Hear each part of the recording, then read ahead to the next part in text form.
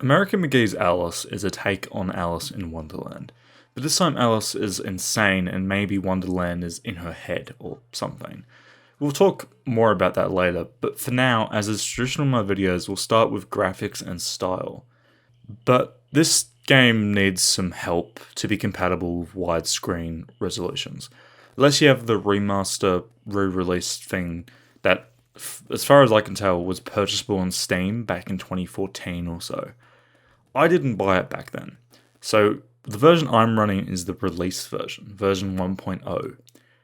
And this re-release remaster thing that released years back has updated textures. They look cleaner. The version of the game I'm using is not that release, so I don't have access to the official HD textures. But I do have access to a mod hosted on Nexus which effectively does the same thing whilst revamping cutscenes and menus. It even fixes some lighting problems in the base game. And as the game is abandonware, you can't buy the game anymore, so it's free, but you might already have it in your library, so please do check before downloading the freeware version. This game is old, there's no other way to put it. 21 years of graphical advancements have happened since its release. But yet, I wouldn't call the game terrible looking. It's built on the Quake engine, which is fun, it means it has charm. The game is very surreal in its style, which I kind of dig. My favourite genre of film and just art in general is surrealism. And as well as German expressionism, which kind of go hand in hand. And this kind of hits the same spot for me. It's weird looking and you can read into it quite a bit. Makes every new location, enemy or texture a part of a puzzle, effectively. What are Alice, if anything? Each level has a unique look and they all reflect Alice's mindset and the downtrodden nature of the now corrupted Wonderland. While the game's textures are certainly not the sharpest, it does kind of work in the game's favour. Character models all look, honestly, really good.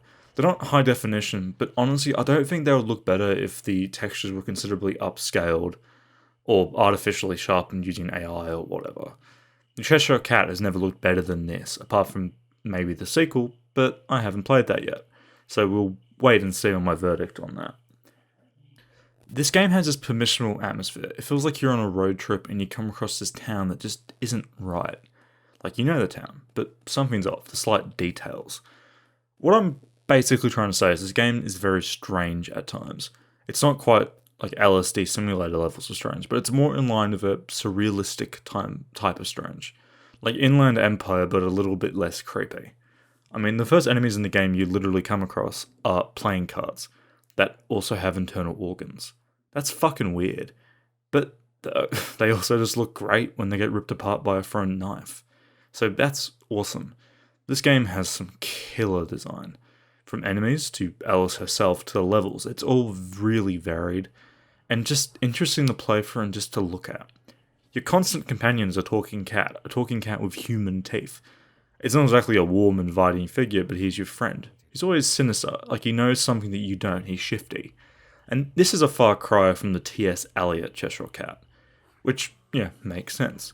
This is not T.S. Eliot's Alice in Wonderland. It's not a coming-of-age story about a little girl. It's just not a wonderful place full of interesting, bright characters and then a comically evil queen thrown in on top.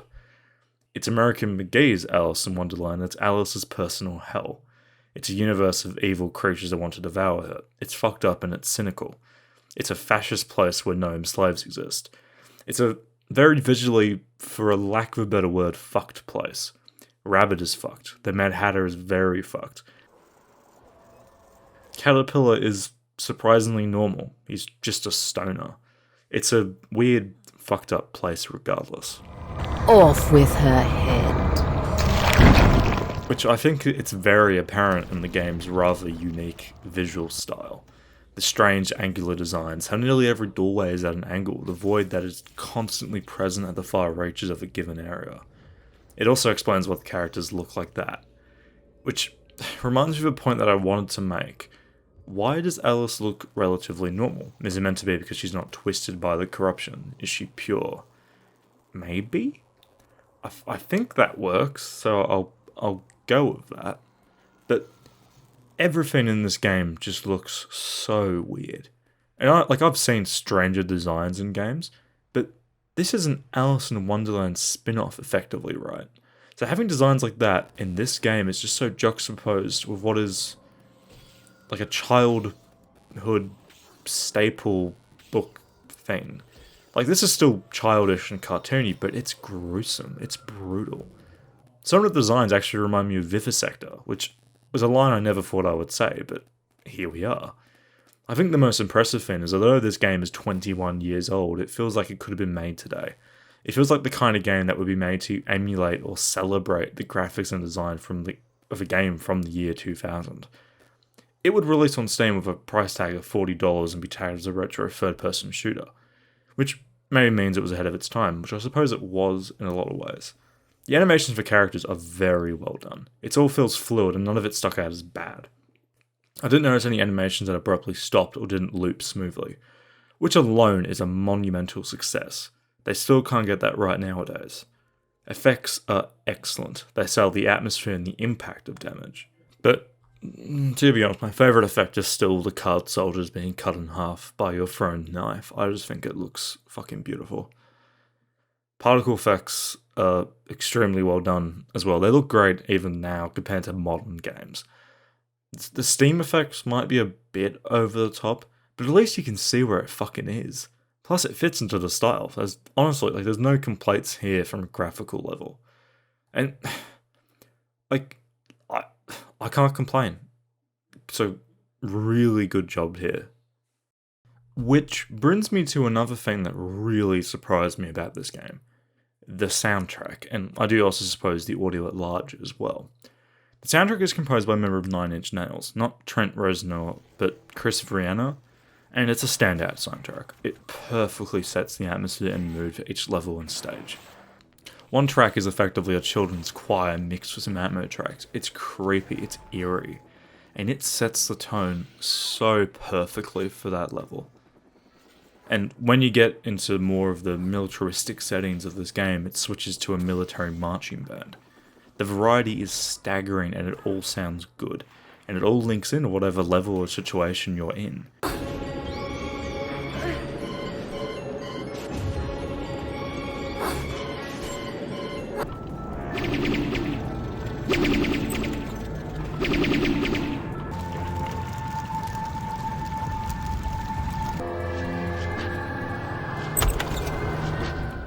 The music is honestly a highlight of my time with this game.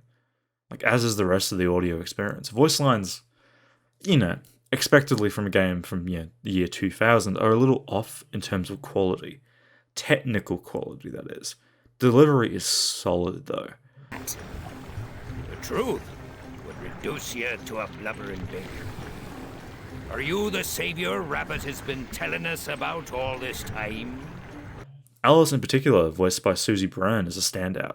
All of her lines are emotive and help you understand the narrative more easily. I shouldn't think so. I'm a person. And just now, I wish to get very small. About this big.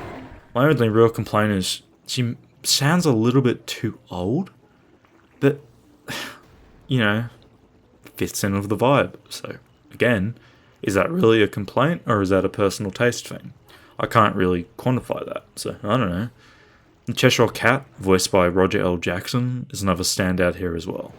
Only a few find the way. Some don't recognize it when they do. Some don't ever want to. The rest of the game audio is, to be honest, so-and-so in terms of quality. I don't think any of it is bad, but some of it does stick out as weak. For example, the Vorpal knife sounds great, but the cards don't. They lack impact, but they are also a low damage weapon. So maybe it makes sense. And during a heated fight, it's hard to tell from the audio if the cards are hitting. But I guess the damage effects make up for that. They're very over the top, but again, fits the vibe and it works. This is a game from the year 2000. It's not exactly a recent game, which means that I can leave a lot of this criticism behind because it's technically not a shortcoming of the game. It's just a side effect of age, but it is still important to note, of course. And considering they still, for lack of a better phrase, as I keep on saying, provide the vibes, good job team. And that brings us to the meat and bones and potatoes of Alice. Gameplay is the area in which I'll actually start to critique it a bit. I'm back and forth when I actually enjoyed the gameplay. I think it was fun to play, but I also really loved the visual style. So maybe that offset my frustrations against the gameplay. Because, well, let's not beat around the bush. This is a 3D platformer combined with a third-person shooter. So it has some really weird platforming, which then gets interrupted, or even in some cases mixed, with third-person shooting. And it falls into the same pitfalls as nearly every other third-person platformer, in that it just never feels right. It always feels like I'm jumping too far or too little, moving too fast or not fast enough. And I don't know how much of that is down to the level design and the slopey nature of the worlds, but I always found myself missing my jumps or making contact with a ledge, but the game not registering that I did, and then I fall to my death and I have to redo a section. It's not the worst I've seen by far, but it's not enjoyable either. It's not too bad, as the mod we installed earlier does include a treat menu, so you can always no-clip past the problem section, or you can just spam those saves and keep loading like I mostly did. But in saying that, I would struggle to recommend this to anyone that is looking solely for a 3D platformer. But when you add in the shooting, that does change. The shooting in this game is really good. It's simple, but it really works. The weapons are extremely varied, and the game doesn't force you to use weapons you don't like, which is always a plus to me. The sheer amount of weapons as well is excellent. 9 weapons that all have secondary fire modes. One of these weapons, however, is not a required pickup for the game, so you will probably miss it, which I did. Sadly, because it looks like a lot of fun. It's a fucking blunderbuss. I could have used that when I was fighting the Mad Hatter or this ant, but I digress. Every weapon, apart from the knife, runs on will, or as most games would call it, mana.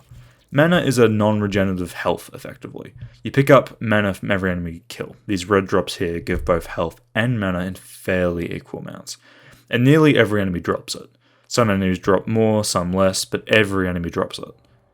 And this creates this interesting playstyle where you have to fight aggressively as long as you know you can kill an enemy to get health and mana. The only downside of this is that if you start off combat with no mana, then it's very boring, as you can only use your knife until you kill an enemy. I think a system based on regenerating mana and then having pickups in addition could have allowed the player to be more creative and daring in combat. Plus, I played on, I think, the hard difficulty. I can't check because there's no way to see what the game's difficulty was set to, and I didn't record the part where I picked the difficulty. So I don't know, but the game was very difficult most of the time. So I'm just going to stick to the idea that I played on hard, so yeah. A lot of the difficulty does just come down to running out of mana during nearly every combat encounter and having to rely on my knife, which, while high damage, is either a melee weapon with no cooldown, or a thrown weapon with a long cooldown. And this gets really boring really quickly. But I think the visual response for damage does help elevate this otherwise slow and methodical combat. Of course, it's only slow and methodical when you're out of mana, because once you have mana, the combat is amazing. Enemies can be punished, but so can you. You can throw bombs, take out entire groups, or you can use throwing cards to stun it, lock enemies, giving you time like your knife for a charge, you can finish them off. You can freeze enemies, freeze time. The game's weapons just allow for a lot of experimentation in what works best for you and your playstyle. I personally stuck with the knife and card combo, occasionally using the croquet mallet to attack enemies who got close to me, or take enemies around the corner by playing golf. But to be honest, that was mainly because of how weapon selection works. It's tied to the number roll at the top of your keyboards, so it's a kind of a pain to switch from 1, which is your knife, to 9, for example. I would have loved to see a radio menu that slowed down time, but the thing is, this game came out before that was even an established idea, so fair enough they didn't do that. And on a bit of a side topic here, reviewing older games is so weird. I suggest fixes for a game that has been out longer than I've been alive, as if McGee is listening and it'll push out a patch tomorrow morning to fix it. But regardless, from a gameplay perspective, this game is pretty good. Dated, but it's really good. And now I want to talk relatively briefly and just touch on level design. Because, to be honest, level design is perhaps the best thing about this game. it is excellent. It's probably best in class, to be honest with you.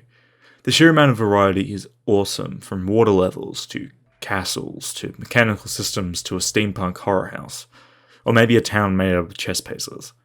It's really well done, and when combined with music and art design, it's elevated to a whole new level. Levels are, again, fairly simple to be honest. They mainly consist of finding a lever to unlock a door that then leads to another lever to find. Which isn't a complaint, it's a fairly well-established and well-oiled idea, and it works here as well.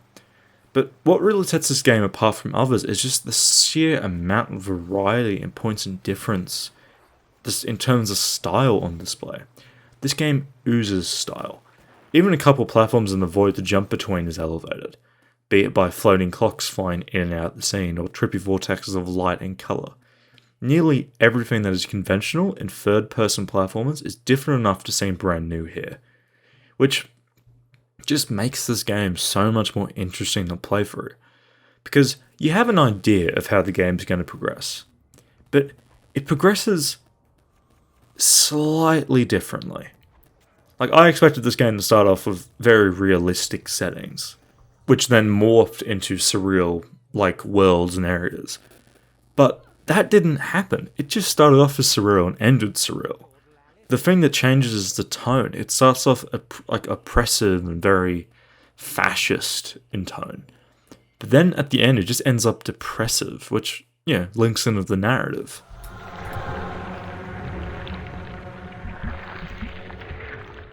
The narrative is really interesting, because it does require a knowledge of Alice in Wonderland, particularly T.S. Eliot's book. And the reason for that is that I don't think a player who hasn't read the book can really understand what the game is going for and what the game's tone is. Because you wouldn't understand what the tone was back in the original novel, so you have nothing to compare it with. And this game is kind of like an unofficial sequel to that original novel. The game assumes that the original events of that novel happened in the past, and this game begins chronologically some years later. It begins with Alice asleep, dreaming of Wonderland, and then her cat accidentally starts a fire by knocking over a candle. She awakens and manages to escape, but her family dies in the fire. She then just suffers some sort of psychological break and is sent to Routledge Asylum, where she falls into a coma for several years, where, after again an unspecified amount of time, Alice's toy rabbit appears to call out for help, and Alice, sinks back into Wonderland again, and then the game starts. And I'm not going to be doing a blow-by-blow of the narrative. I don't think there's much here. And honestly, I think you're better off experiencing the narrative for yourself, just because I think that's, it is a point of difference for this game. But the overall, the game ends, you just kill the Red Queen, who I think is, a metaphor for Alice's depression or something, and then Wonderland returns to normal. But the whole thing's in Alice's head because she has psychosis or something. There's not really much to it in terms of events, but the game has a lot of cool design in it. But the game, it doesn't extend past its premise. You basically just fly through Wonderland until you kill the Red Queen, and then Wonderland, and thus Alice's sanity is restored. A lot of the game's narrative and tonal information is given through level design and art design as the game progresses, which is honestly some of the best parts of this game, so I won't be spoiling that here. And that brings us to the traditional conclusion of these videos. Should you play American McGee's Alice? And well, it depends on you as it always does, but I think this game is brilliant. But that being said, if you aren't really into design and styling, then you probably won't stick around for the entire game. The game is a fairly stock standard third-person shooter based solely from the gameplay, but it does get more interesting when you add in the styling. But again, you might not stick around for it if you're not big on styling. I implore you to give it a try regardless. I highly recommend it. It's freeware, so what have you really got to lose but your time? And yeah, that's American McGee's Alice. Thanks for watching, and I will be covering the sequel, because I've heard some things. Again, thanks for watching.